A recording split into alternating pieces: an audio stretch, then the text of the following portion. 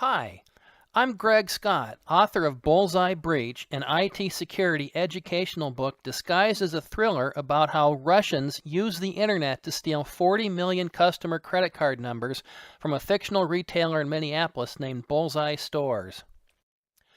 In this age of internet hack attacks, the question that should be on everyone's mind is, how does somebody steal millions of credit card numbers from a Fortune 500 retailer from halfway around the world? How does that work? Well, in the real world, cybercriminals have built themselves an entire supply chain to exploit. Here's how they use that supply chain in my fictional world. The chain of events starts when a young Ukrainian writes a program to extract data from retail point-of-sale systems. He puts his program up for sale on an underground website. A mob boss venture capitalist in St. Petersburg, Russia, named Ivan Tarsky, invests in this program and names it Green POS, the color of money. Now, having a program to exploit point-of-sale systems is only the back half of the battle. Ivan now needs point-of-sale systems to exploit, and he needs a way to deploy his new program on enough systems to make it worthwhile. So he recruits subcontractors to help. First, Ivan engages Turlock Flanagan, a specialist in Belfast, Northern Ireland, to launch a SQL injection attack against retail websites looking for users. A SQL injection attack is when you fill in SQL commands in a web form instead of just putting in data. So instead of entering, say, your first name, you might fill in a SQL command to say, display all users in the database. Good programming tactics guard against such attacks, but not everyone uses good programming tactics, and crooks pay Turlock good money to find these vulnerable web forms. Next, Ivan engages an Iranian botnet master named Bahir Mustafa to plant keyloggers in computers around the world. A keylogging program logs mouse clicks and keystrokes and sends that information to command and control centers. But sending all that information can clog an internet connection. So Bahir's keylogger keeps a minimal footprint to stay hidden, and it only sends information from user and password fields. A botnet is a group of home computers with a malicious program inside that does the bidding of a botnet master. Now, how do home computers become compromised this way?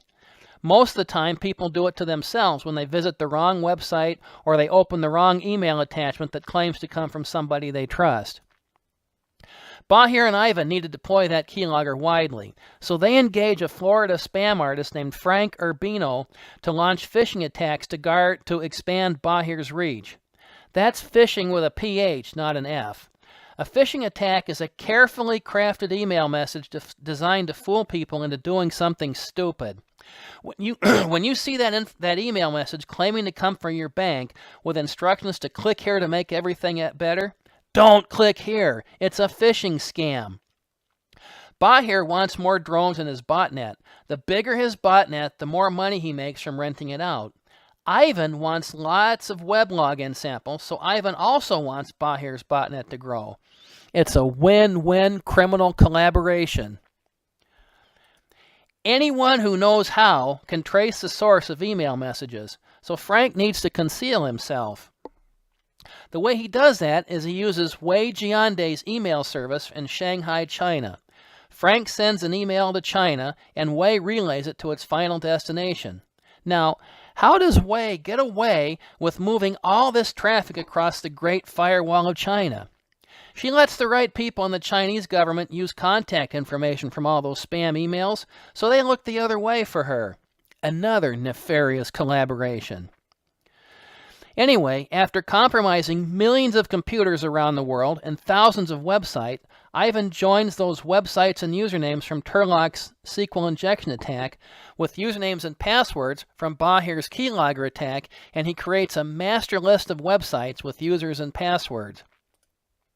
Ivan eventually finds Edith Rosso's obsolete computer sitting in a small HVAC company in upstate New York. Now, you would think Edith's obsolete computer is a needle in a haystack. What are the odds anyone would find an obsolete computer in an out-of-the-way business and use it to take down a Fortune 500 company? Well, with today's internet and powerful automation, there's no such thing anymore as a needle in a haystack. So using Edith's stolen credentials, Ivan's gang steals 40 million credit card numbers from Bullseye stores in Minneapolis. One of millions of victims is an innocent immigrant in Laredo, Texas named Regina Lopez. The attack threatens to turn her American dream into a nightmare. Well, now that Russians have stolen all those credit card numbers, what can the good guys possibly do to fight back? It's kind of like closing the barn door after the horses are all out, right? Or maybe not. I won't spoil it here. Read the book to find out. The book website is www.bullseyebreach.com. You just might find some ideas that will work for you in the real world. I need to leave you with one last warning. Buy your copy of Bullseye Breach today, but don't start reading until a Friday afternoon, because once you start, you won't be able to put it down, and that gives you the whole weekend to recover from jet lag after staying up all night reading. And if you like what you read, please leave a nice review on Amazon and all the other online review sites for me. Authors use those reviews to generate credibility. And thanks for putting up with my amateur narration.